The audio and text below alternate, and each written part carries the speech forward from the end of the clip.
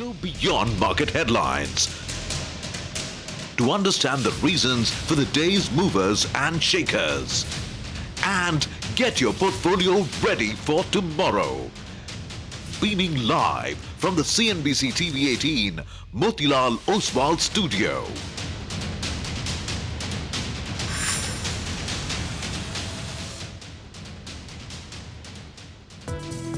A positive start is what we're seeing coming in for the Asian markets. He assured me today that they will not be buying oil from Russia. Some positive comments coming in from President Trump, which will help sentiment on the whole, and that could be the big driver. Considering the country's growth ambition, the banking industry has a major role to play. India is not important for the strategy of Hyundai, but it is the strategy of Hyundai itself. 25,400, a gain of 78 points. If things fall in place, this underperformance can reverse fairly quickly. We did see market share expansion, both in Q2 as well as overall in H1. We are building a retail franchise. We want to have a dominant position on the retail franchise. When you see parabolic rises in 1 or 2 months, like silver has just gone parabolic, it has to pause, maybe correct a bit. Exports grew 14.5% versus, again, expectations of 8 to 10%. We built a lot of tools, to help investors invest in the markets. What a stellar move on the upside today. Nifty is above that 25,500 mark.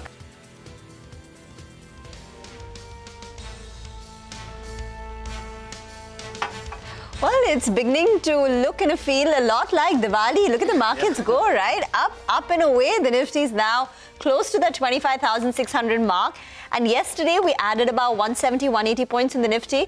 Today, we've added another 265 points. Very, very strong. You're watching Closing Bell. We're coming to you live from the CNBC-TV18 Motilal Oswal studio. I'm Reema. With me are Nigel and Ekta. Hi, guys. 1 hour to go. Where do you think we'll end?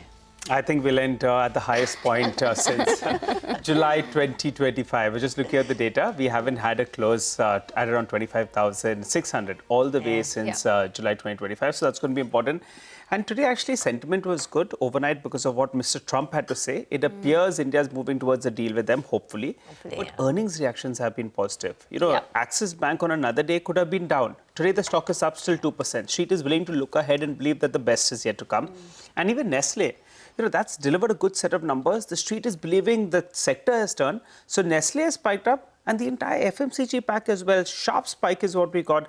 Pat, as those numbers did come in there. So, that's definitely driving sentiment that earnings are beginning to turn. So and even IT wasn't bad, right? The picture that we had so far. And today, of course, the 2 earnings reactions that he spoke about. Yes, and we've got 2 good listings as well in today's trading session. So I think everything seems to be on the positive side. But if you're talking specifically about the financials, I think, the Nifty Bank nearing that record high in today's trading session. There's a lot of buying and a lot of optimism, which is actually seen in the banking space. And not to mention that we have a whole host of banks which will be coming out with numbers in the next few days. Saturday is actually going to be a Diwali for banks when they come out with numbers. We have the likes of, ICICI Bank, Federal, HDFC Bank, PNB, J&K Bank, RBL, IndusInd, all of them releasing numbers on Saturday. So there's a lot of optimism ahead of that, and maybe Axis is setting the base a little bit, in terms of what we can possibly expect. But nonetheless, that's on the markets at this point in time. But let's tell you what we have lined up on Closing Bell today. Earnings fire up the markets. The Nifty is perched at day's high above 25,500 levels. Even amid broad-based gains, it is the autos, FMCG and real estate counters leading the way today. The star of today's session is Nestle. Domestic sales led growth furthered by volumes in high single digits in the quarter gone by. A detailed fine print of those numbers coming up on Closing Bell. Among other stocks reacting to numbers, we have HDFC Life, which is downbeat in trade after Q2 performance, fails to woo the street. Details on the performance in the quarter gone by coming up. And in earnings expectations, we'll tell you what to expect from JSW Steel in the quarter gone by as well. All right. Well, in any case, we do have Mitesh now joining in to tell us how one should position themselves in what is a very lively market. Mitesh, well, I think it's time to wish you a happy Diwali. At least the markets are indicating that at this point in time. So give us a sense, what's your strategy this afternoon? True, I think, this does feel like a festive season. And, in fact, I was highlighting this level of 25,630 odd which is where we got the highest closing on the 27th of June. And I said that most likely we will get towards that and test that. Now that we are close to it, my advice, at least take some profits on the long positions. Maybe you get a day or two of pullback, but I think the structure is on the positive side, which means that eventually you should get past 25,650 as well. And then, therefore, you should look at fresh targets, and which could be in vicinity of 25,900 to about 26,000. So I'm broadly positive, but tactically, given the fact that last 2 days has seen a rally from 25,100 to about 25,600, 25,630 was the earlier high, I think it makes sense to take some profits off the table. So take some profits now, and when the Nifty crosses 25,650, you would look to add to your long positions towards 25,900, 2,600. Is that correct? That's correct. Okay. What about stocks, Mitesh? Hi. Afternoon. Yeah. Hi. I have actually 2 buy calls right now. HDFC Bank is a buy with a stop at 979 for targets of 1,020. And HUL, after a long time, has come on the buying radar. That's the buy with a stop at 25.34 for targets of around 25.90-95. Okay, all right. Thanks a lot, Mitesh, for joining in and giving us those calls. We'll re-invite you on the show later on today. By the way, from the broader markets, actually, there are a few stocks that are doing pretty well as well. Pull-up tips. That one's up close to 7%. So good move is what we're seeing on that particular counter. Sharp spike up is what we're seeing. Good volumes as well on tips. And Ather Energy as well, a company that's been gaining market share. The street likes it. And in fact, from low teens market share, they moved to high teens. That stock continues to run away. But I think the Nifty Bank has hit all-time high levels. No. Nifty Bank. Nifty Bank. Yeah. Nifty Bank is at all-time high levels, while the milestone on the Nifty is 25,600. Yes, so the best levels since the 2nd of July, no complaining coming in there. 25,612 is currently where the Nifty is at. Bank Nifty at a record high. Yeah. And the gains are coming on very rapidly, right? Yeah. When just 5 minutes back, when I was looking at the Nifty, we were up 260. In 5 minutes, we've added about 30 points on the Nifty. So I'm saying the last leg, push, the gains are piling on very, very rapidly. But let's talk about Nestle. I think the Nifty Bank, actually, we should get the number up. I think it's 57,000. What's the number on the Nifty Bank, actually? 59,300 odd. Yeah, no, 57,500. The high, I think, the all-time high, I think, is around 57,628. I think we have 100 points or so to get there, unless in today we had a tick that went above that mark. Yeah, so I think we have around 100 points or thereabouts to get on the Nifty Bank. 57,628.4. That's the highest level we have seen on the Nifty Bank. Probably it's at a 52-week high, though. We'll get back to that data point. Well, let's talk about the stock of the day. Nestle India gaining in trade after reporting a solid showing in Q2. Mangalam joins us to dissect those numbers. Mangalam? Well, the first FMCG company major to report their second quarter numbers on the street is not going on with a lot of expectations, but more importantly, it's also the first quarterly performance under the new leader for Nestle India, Manish Tiwari, and what a performance it has been. The company's reported strong double-digit revenue growth. In fact, the street was working with a number of just 5285 crores, which would imply a 3.5% sort of growth. The company has gone ahead and reported a 10% plus revenue growth at 5,600 crores. In fact, the EBITDA as well has been a beat against expectations. The margins a slight miss, but nothing really to complain, because on an absolute basis, the EBITDA and the revenue have been strong beats, and the net profit as well, 753 crores versus street expectations of 710 crores. What is it that led the growth? Domestic business grew about 10.8% versus expectations of 3 to 4% growth. Exports grew 14.5% versus again expectations of 8 to 10%. So both on domestic and exports, the company has done a lot better and led by strong double-digit volume growth in a lot of their categories. In fact, the company says 3 out of their 4 product groups delivered strong volume-led double-digit growth. And there was distribution expansion in products like KitKat, which aided volume, especially in the rural markets. We've been talking about how rural and T2 are doing a lot better this time around. Even Munch and Milky Bar did well. Pet food business reported high double-digit growth. In fact, the best ever since incorporation of that business into Nestle itself. The only near-term worry, so to say, is the gross margins. They compressed about 230 basis points. The street was working with a number of an 80 to 100 basis points compression, but nothing really to worry about there, because milk prices are expected to soften after the festive season. Coffee prices also expected to stabilize if not fall, and edible oil prices are the only ones which are likely to remain firm. We are seeing some moderation in cocoa prices as well. So all these factors doing extremely well.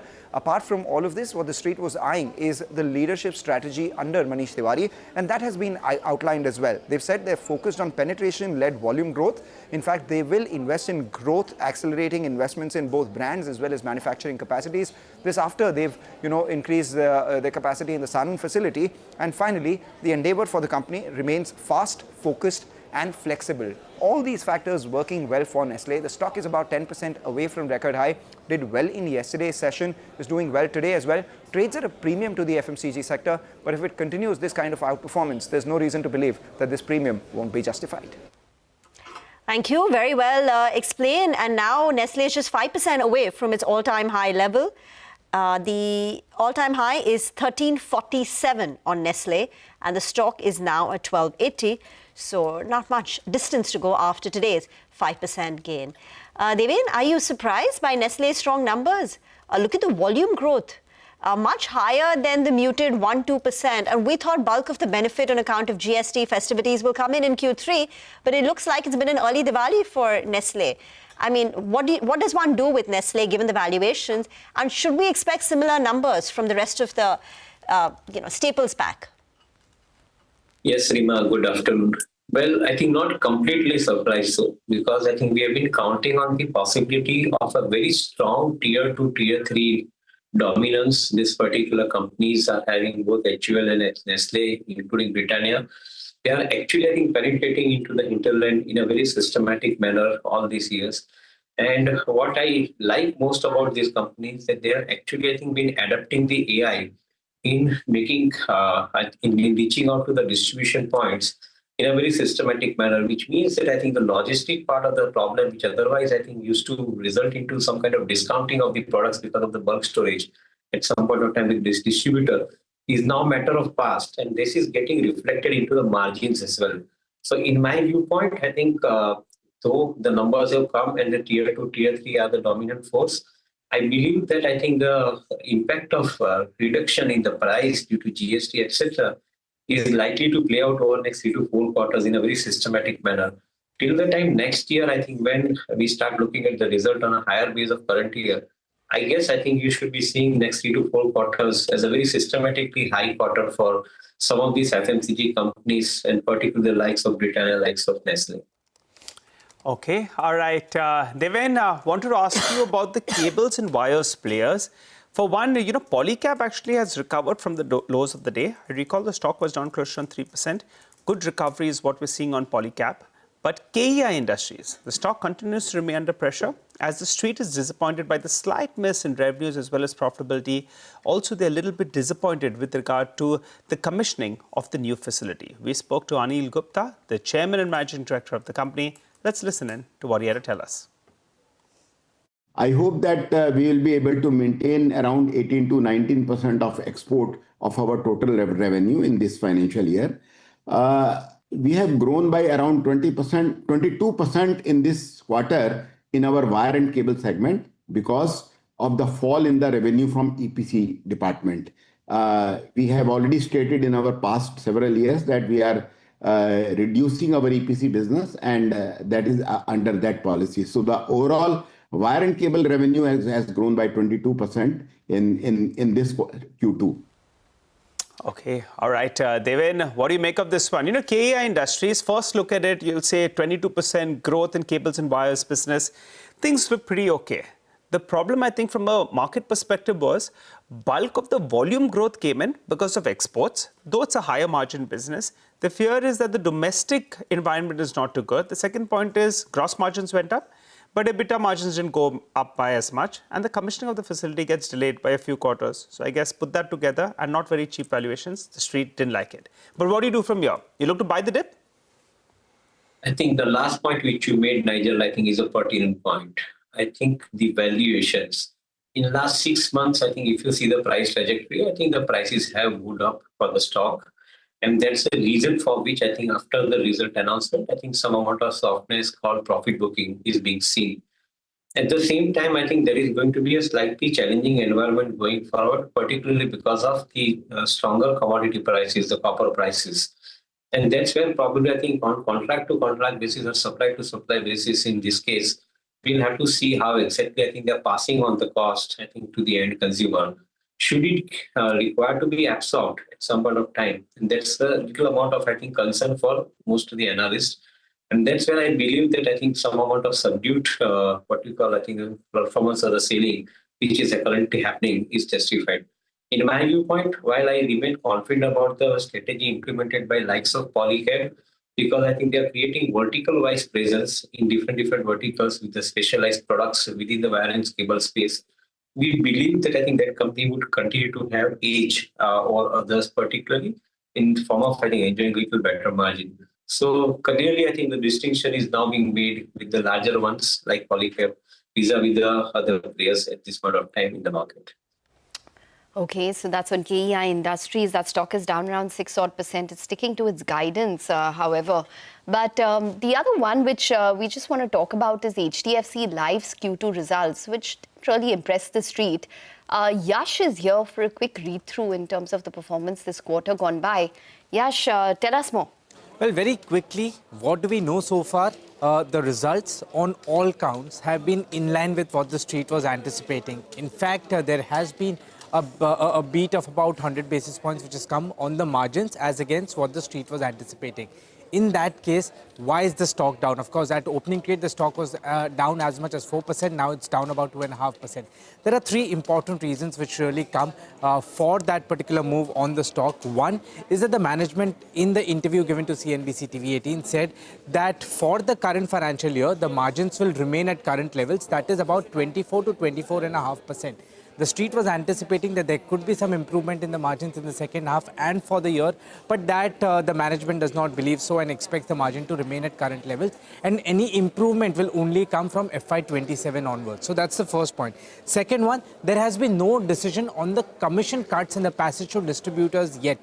There are renegotiations which are going on, which puts an uncertainty in terms of how much pressure will HDFC Life have to absorb on its books and how much will be passed on to distributors. So that's the second uncertainty. The third one is that the management in the interview again to CNBC-TV18 has guided for early teens growth. Now, early teens anticipating or assuming that it would be about 13%. In that case, there are peers which are delivering much superior growth at the same valuation, which is about 2.2 times price to embedded value forward.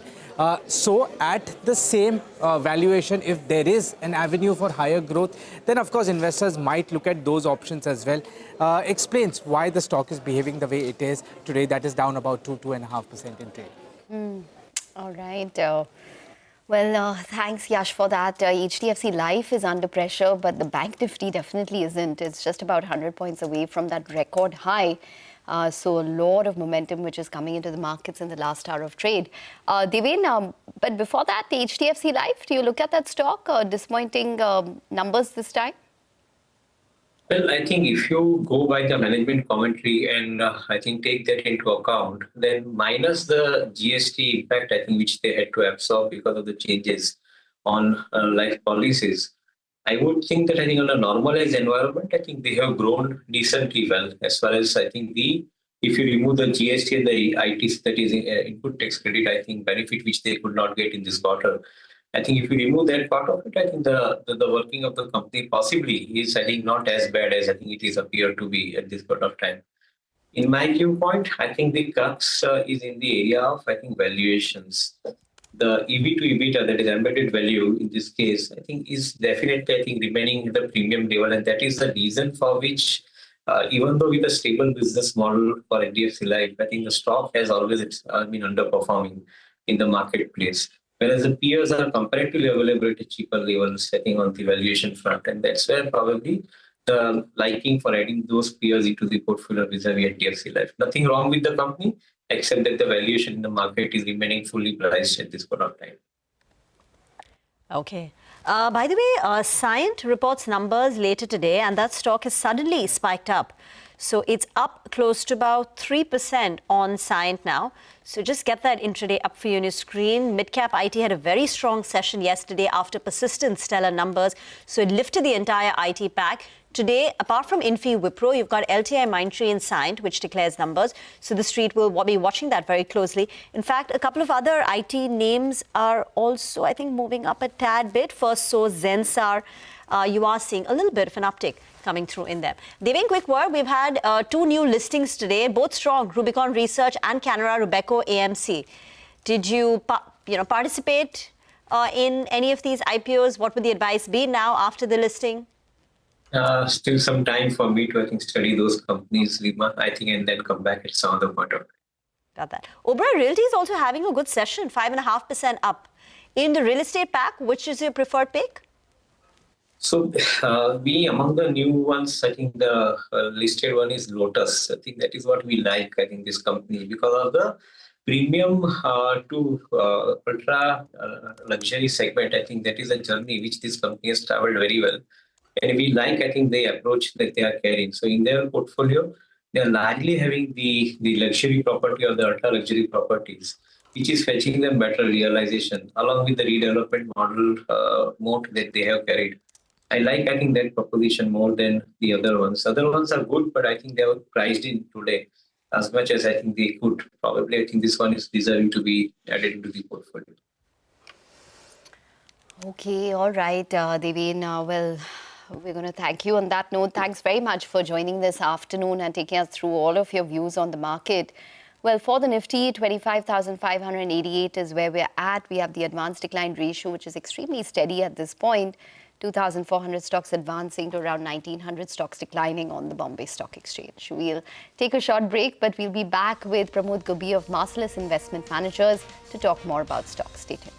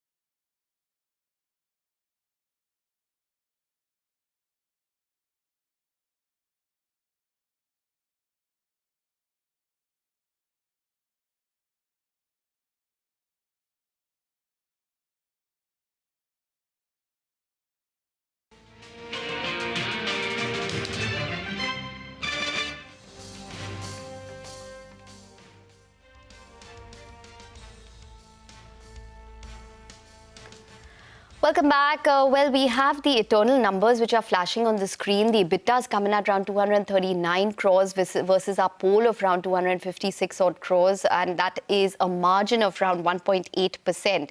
What stands out is really the revenue which has come through this time. So the revenue has come in at over 13,000 odd crores, and that should come up for you. The net profit, as you can see, is down around 63% on a year-on-year basis. The revenue is coming at around 13,590 odd crores, which compares to around 4,799 crores year on year. And also on a sequential basis, there's a huge jump in terms of the revenue. So 13,590 compares to 7,167 crores sequentially as well. The quick commerce revenue, as you can see, is around 9,891 crores versus 1,156 crores. So those are a couple of details which are floating in with regards to Eternal. And you can see that the stock is up around 1% at this point in time. We'll wait by for a breakup in terms of, what the segments would be. Actually, the segments are there. The food ordering and delivery, out there, the growth is closer on 20%. But the quick commerce business that's coming at around 9,900 crores, not just on a year-on-year basis, on a sequential basis, that compares with around 2,400 crores. So I think that's the reason why those numbers are looking so huge in comparison to our poll, because the quick commerce part of the business has done much better than what the street was working with. This is as per what, the initial numbers that we have right now. Profitability appeared low, and that's why the stock did move down. But I think now the street is coming to terms with regard to the revenue beat, and that's why the stock is up closer on 3.5% from the low point of the day. We're waiting for further clarity with regard to these numbers. But initial take, beat on the top line. The reason for the beat is a quick commerce business that effectively on a sequential basis has gone up by closer around 4x. Rima, anything else? Oh, it's incredible, the kind of top-line growth. It's a 183% increase in the company's revenues on a year-on-year basis, inching towards 14,000 crore. Quick commerce top line has gone up by 750%. I know you're expecting super normal kind of revenue growth, but even the estimates were like 130, 150%. You have to see if there's some kind of extraordinary which has come through, with regards to the quick commerce revenue growth. So that has to be seen in terms of at least whether there's any kind of extraordinary. The EBIT is positive as well this time. So 1 crore, which compares to around 2 odd crores. In terms of the other segments, just a quick handle on that. The hyper pure supplies, which is basically your B2B business, has actually fallen year on year as well as Q on Q. So it's coming at around 1,023 crores as compared to 2,295 crores, which they did last quarter. So there's a sharp fall which is coming there. And on a year on year basis as well, there's a dip which has taken place. It compares to 1,473 crores same time last year. So there's a dip which has taken place in terms of the hyper pure supplies, which is their B2B business segment. But otherwise, it is obviously quick commerce, which is actually stolen the limelight this time for Eternal, which has come through. And as you can see, the EBIT is positive. 1 crore in terms of an EBIT as compared to 2 crores same time last year, and as compared to 9 crores in the previous quarter. So the EBIT on a sequential basis for quick commerce is lower, but nonetheless on a year-on-year basis, it's higher, and or rather just about flat. And for the revenue, obviously, there's a huge uptick which has taken place for Eternal. As you can see, the stock is spiking up around 3% odd. The stock has been hitting record levels day after day. Yesterday also it was at a record high, the prior day also, and now again, it's a 3.5% up move. Really capitalizing on the opportunity and increasing the penetration of quick commerce. And I think that's the reason why it's been bid up so much, Eternal, because it's executing also very well on the opportunity. Pramod Gubbi of Marcellus Investment Managers joins in. Pramod, I know you don't like talking about individual stocks, but just give us your initial numbers on Eternal. Numbers are just trickling in, and Mangalam will also be joining in. But the quick commerce play and, Eternal, Swiggy, your thoughts on what we're seeing? Hi, thank you. Thanks for having me here. No, it is clearly a significant penetration story, right? There's significant shift from mainstream grocery retail into quick commerce. So the addressable market is as big as you can think it can be. The only challenge was around execution. Clearly, these numbers suggest that execution has been pretty much fantastic. What we also have to see is the profitability piece, where I think there's been some sort of a disappointment, but it was in some sense expected. If you're going to push the top line this strong. The only question is there increase in competitive intensity? We saw some sort of competitive intensity subsiding last quarter. We expected pretty much similar trends to continue, but these profit numbers need to be seen in greater detail to arrive at that. Pramod, just request you to stay on. Our colleague Manglam is also now joining in.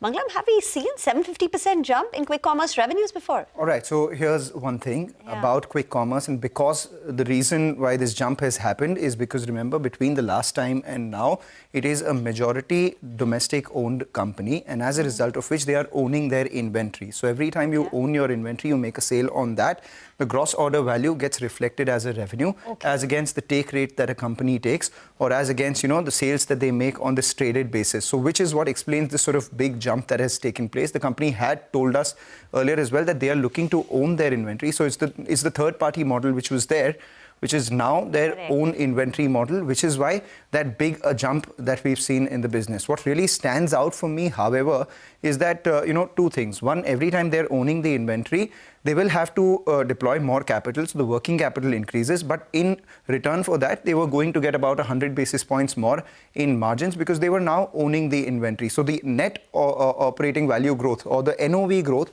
which is coming right now of 137%, is a more comparable number than the 750% jump that we've seen on a reported basis because of this change in the model. And this is the big positive, 137% growth in the NOV, because the street was working with a number between 120 to 130% as well. So that 137% goes down as a beat. The other thing that goes down as a beat for me is that the food delivery business, which has been growing at around 16 to 18%, this time around has grown at around 20%. So that's a big positive as well, because for 3 quarters in a row, the business was growing at around 16%, and the street thought that's slowing down until the last quarter, where the growth stabilized and the management said that from here on growth will only increase. So that's something we had to look at. That's exactly what has happened. The growth has increased from the previous quarter.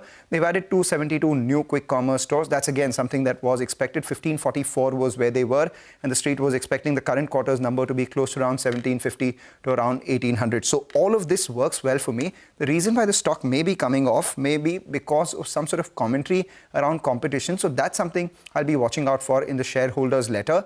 And that's perhaps the only reason that explains why the stock may be coming off. But, as far as the reported numbers are concerned, when it comes to the food delivery business, the addition of quick commerce stores and the net overall value, or the sales value that have come in from the quick commerce business, the growth of almost the net order value of 137% isn't bad at all. In fact, it's at the higher end of street expectations, if not above that. Okay. Any reason why the B2B business has seen a sharp fall in terms of revenue? Have you managed to look at that? I haven't managed to look at that, but for B2B businesses, they did say that a large part of the B2B businesses will be subsumed in the own inventory model, because typically what happens is that quick commerce right now, you are doing a third-party thing. Thereafter, now you own your own inventory, so even the B2B supplies go via that. So a large part of that may perhaps be then taken in the quick commerce business, which is why it may have gone lower, but I have to look at more details. Yeah. By any chance, have they given the like-to-like? As you said, right, the jump in numbers is because of the change. This is the NOV. And that's in line with what they've been doing, or even better. 120 to 130% was expected, closer to 130, 135% as well. So this is pretty much in line with expectations, if not beating the expectations. Okay, so that's the number we need to go by. NOV of around 137% growth this time. Thanks, Manglam, for that quick take, and we'll probably try and get you back on. This explains why the food, why the stock has been selling off a little bit, because food delivery NOV has come in at 14% now, which is lower than what the company had done earlier. So they had done 16% earlier. The management said this is stabilizing. Food delivery revenue has increased, but NOV has come down. What this basically means is that their take rate has increased a little bit, and at the same time the discounts have reduced. So which is why we have the NOV, which has grown at only 14%. So here the competitive activity is something that will be eyeing very, very closely, because on the quick commerce end, even as competitive intensity is coming off and the worst of margins is behind them as far as the management commentary is concerned, food delivery, here's a new form of competition coming in from the likes of Rapido, etc. So if they start eating into the company's market share here, then what has been a cash cow for you will start being margin dilutive because of the competition that there is. So that's something we'll most definitely watch out for. Food delivery, NOV at 14% is something that may concern the street a little bit, but I'll look into more detail and come back. Okay, so maybe it means that maybe there's a little bit of competition which is clicking at the heels at this point in time. All right. Well, we do have Deven Choksi joining back in for a quick take on Eternal. Deven, if you've managed to just look at the numbers, what Mangalam pointed out is that there is some amount of restructuring in terms of how they're reporting the quick commerce revenue. And separately, the NOV for the food business is up only around 14%. Previous quarters has been 16%. Your take? Well, I believe that I think other than the numbers, I think what one should be mindfully looking at the size of the company as far as the market cap is concerned, and size of the company as far as I think EBITDA and the profit is concerned. Even if one takes, I think, the 4 quarters profit as 1,500 crores at EBITDA level, and I think the market cap of 3.5 lakh crore, assume that I think with all the kind of corrective steps that they are taking, I think this 1,500 crore of the EBITDA becomes 3,000 crore. Market cap is 3.5 lakh crore. 12 months, I think from now, I think that is likely the profit. What would be the valuation at which I think one would feel comfortable buying this kind of a company?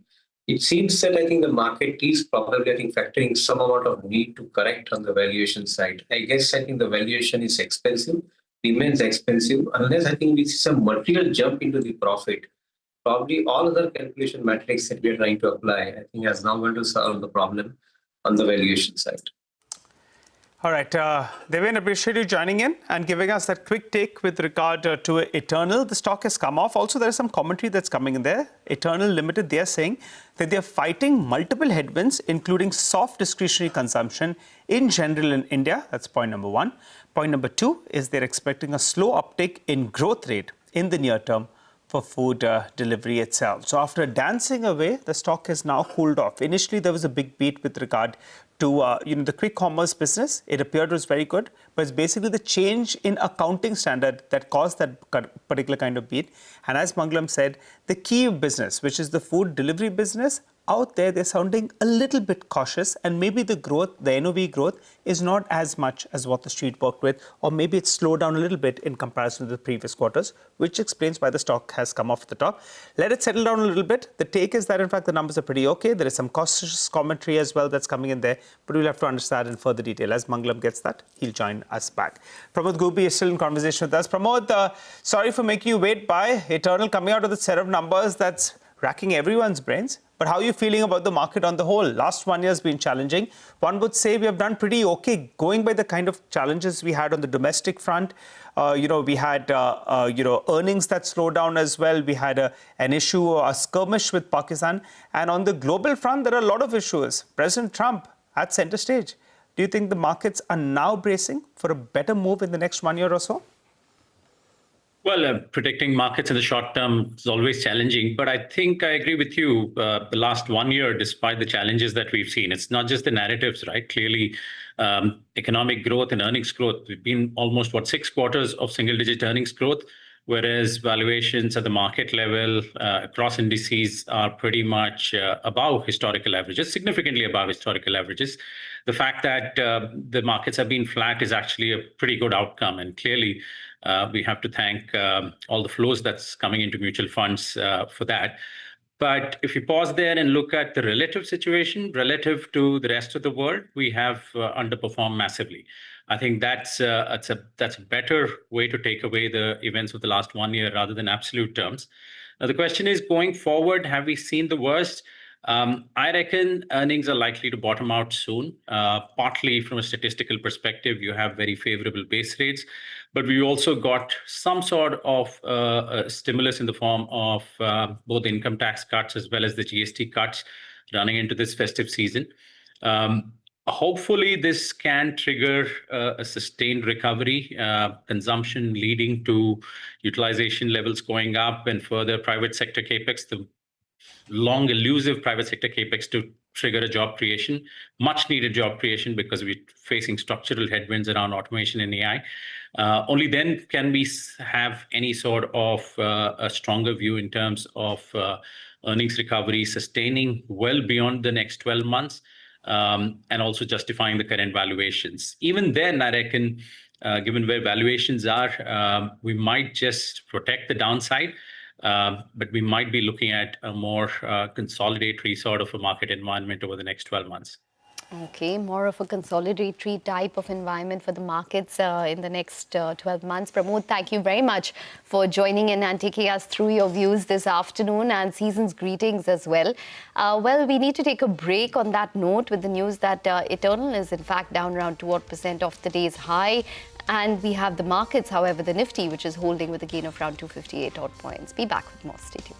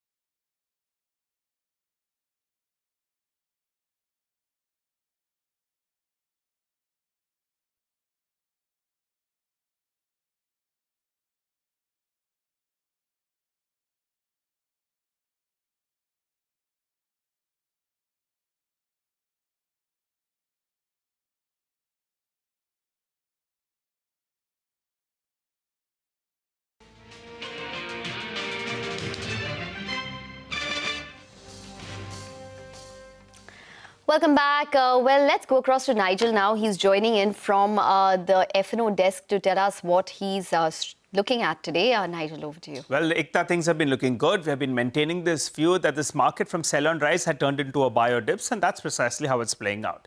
Just one word of caution, the PCR is gradually moving up. It's moving to the upper end of the range. The momentum is definitely with the bulls, but currently at around 1.46, at least the last time I checked. Normally at around 1.6 is when it gets into that overstretched zone on the upside.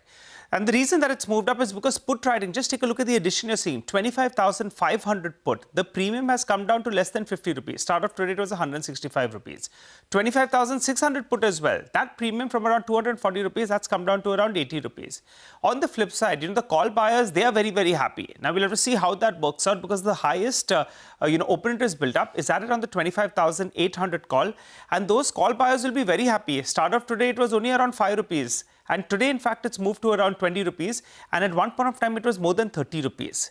In terms of stocks that are in focus in today's trading session, there's a perfect example of shorting getting into a result. Oberoi LD, the numbers appeared weakish, but the stock has suddenly found momentum and those shorts are scramping away for a cover. So that's a bit of a short covering bounce out there. Similar is the case with Angel One. Stock badly beaten down. There's a bit of a short covering bounce being played out there as well. So both those two have come in for a bit of a short covering bounce. And fresh buying is what we are seeing on select FMCG names. And at the forefront is Nestle India. Good move on the stock. Big open interest built up. And Cyient as well. The other one, we are seeing a good amount of momentum on that one. So short point is the markets look good for more. In the near term, the PCR is the only cautious factor which is moving to the upper end of the range. Okay, all right, Nigel, thanks very much for that. We'll just look at the Eternal stock now because that is now down around 4%. It's been a huge turnaround which has taken place for the worse for Eternal. As you can see, there's a sharp dip which has taken place, and obviously the street is not liking maybe the commentary which is coming from the management as well as the internals after looking at that. But time now to get to our segment, D-Street Chatter. Nimesh is here to give us all of the insight into the dealing room chatter and what he's looking at. Nimesh, anyone mentioned anything on Eternal? Not really, Ekta. It's basically a reaction to the earnings. So, and also remember for Eternal, it's been a big mover. The market cap is now more than 3 lakh crores. So any disappointment will lead to this kind of reaction. So I'm not very surprised with the kind of reaction we're seeing in Eternal. Overall in the market, though, it's an extremely strong day for the markets. The Nifty has rallied almost 300 points intraday. It's cooled off from there. But surprise, it's almost a 1% move. And all this move is largely led by the large cap names. If you look at the broader markets, they've relatively underperformed. So if I talk to some traders and all, they are not very happy because portfolios have not done well. It's only the Nifty which is showing up big strength with up to almost 250, 270 points. And as I said, within the large cap names, it's the financial who's taken the leadership now. Big move on the bank Nifty. It's up more than 1%. And rightly so, because there is now clear tailwinds coming in for the banking sector. We have got large deals coming up. Saturday we'll see a big deal in RBL Bank. And also, generally, there is a momentum and lack of ownership. So that's clearly playing out in the banking sector. Flows, again, it's a mixed day, but I understand the buying has resumed. And remember, the Nifty, the FIs are still net short more than 90%. So as things move up, you're going to see a bit of short covering rally as well. What on the technical levels? 24/7 is the next level to watch on the upside. If that gets taken out, the feedback from technical experts is you will see further short covering rally. So there is a bit of momentum now for the bulls to play on this rally, but I guess there will be more catch up once the Nifty crosses 24/700 on the upside. Okay, and specific stocks, Nimesh? Well, so a couple of names. First stock is CMS Info. That stock is recovered from the intraday lows after a large block. Nearly 2% equity got changed hands. Understand a leading FPI holder was a seller in today's block, and there are multiple buyers, so disclosures could be interesting. But I understand that FPI was a seller in CMS Info today. The second stock is Marine Electrical, a small stock only listed in NSE, but that's been buzzing. It's down today, but off late you've seen a bit of momentum there, and volumes also picked up. And for Marine Electric, there is a strong buzz that maybe the company is going to bag a very large order very soon. So that's the trigger there. The third stock is M&M. That's been buzzing in trade today on very large volumes, and there is a bit of delivery-based buying as well. There was a Morgan Stanley tactical buy as well in the morning. They expect over the next 60 days the stock to outperform, and there is buying resuming in M&M at current levels. And the last name is Aether Energy. We saw that initiating report from MK yesterday. The stock was up 3% yesterday. Even today, the stock is up almost 8% and on good volumes. I understand one domestic mutual fund has been an active buyer in Aether Energy, and hence a big move in that stock as well in today's market. Okay, all right. Nimesh, thanks a lot for that. Well, let's hop across to Mitesh Thakkar from Bonanza Portfolio. Mitesh, what's the call on the Nifty first? Start preparing for a good Diwali, take some money off the table. You've had a quick fire run. Or do you say hang on to your long positions and give us your fresh trades? No, I already said that Nigel take some profit because 25,630 was the high which it got on 27th of July. And you've had a good rally in the last 2 days, roughly about 500 points. and you're hitting a previous high. So I think 25,600 is a good level to take some profits. But the direction bias is on the long side. So you've had a good run. You might see some pullback, some consolidation. The intraday averages will catch up, and then we should see further higher levels. So for the timing, I have two buy calls. Grasim is a BTST. Keep a stop at about 28.39. Look for targets of 28.75. And GMR Airport is the one. That's the BTST with a stop at 90 for targets of 90. Got it. Okay. All right. That's the advice coming in there. May not hurt to take some money off the table on the headline index. But as part of Summer 2082, my colleague Prashant caught up with veteran investor Samir Arora at his Mumbai office. In this snippet, he talks about how he's been an India bull and how 2008 global financial crisis made him change his outlook on markets. Let's listen in. 2007 and broadly even now, consider myself as India bull. In fact, I was on the cover of, I think, this Dhirendra Kumar's magazine. Value research. Where it said Mr. India Bull or something. Okay. And I used to collect bulls and I still collect, but now not as many. So then you become the representation or the poster boy, and even you guys or CNBC, whoever would call, and I would say, no, HDFC, nothing is wrong, and this ICICI, nothing is wrong, it is Lehman Brothers, overly defended because you took that position in public. So after that, therefore, I don't overly defend anything because I have realized that even if people say, oh, this fund manager is saying it publicly, but privately, no, you think the same thing and you act in the same way. Correct. If you don't say it, if you say it loud, it becomes difficult to change your position. And even to yourself. Even to yourself. So I went to one like a course kind of thing where there's like a 101 hour these. I think it was organized by CLSA. So it was for traders actually. And they said if you're sitting in a room and everybody's sitting and you are long gold, and gold goes up, you don't get up and say yes, because now everybody thinks that you are long gold, therefore you are a gold bull. Now if gold corrects after 30 minutes, when you're talking about traders, you will not sell. Correct. Because you just publicly expressed your... So I see today, good thing is, today one of the bigger mutual fund companies has taken a position. I am bearish. I am on cash. Now market falls 10%. If they buy, people will say, you were bearish only for 10%. So these kind of things I have totally...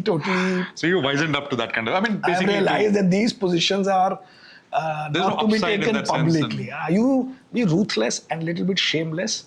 And in my room, office in Singapore, I have these Ganesh, Lakshmi and all. And below that, I have got NAV in letters, because by the 3 letter people buy their own initials. I bought NAV. NAV is the boss. NAV is the boss at the end of the day. As long as you are doing things properly, NAV is the boss. All right, back to talking about quick commerce. Eternal is now down close to about 3% as the street digests the numbers, but its peer competitor, Zepto, has raised close to $450 million in fresh funding that takes its valuation to $7 billion. This round saw participation from new investor CalPERS, alongside existing backers who have doubled down on their investments.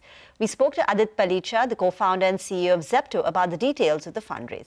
Listen to it as we slip into a break. Financing has been, pretty significant milestone for the company. We're excited to, have all the names that you mentioned in your introduction, and I think from our lens, the focus is, we've been able to grow. The reason why we were able to get this financing done is because we've been able to grow from roughly around 500,000 orders per day in mid-2024, when we closed our last fundraise, to about today 1.6 to 1.7 million orders per day. What we've been able to do, which I think is more important, is we've been able to consistently keep turning stores profitable. We've done hundreds of stores, incremental stores profitable even as we expanded. And so those are the foundations for this fundraise. The vast majority of this $450 million is primary. And we're now in a position where we've got close to $1 billion of net cash in bank. So we're more than well capitalized to take the company through the next few years. So that's basically where we are right now.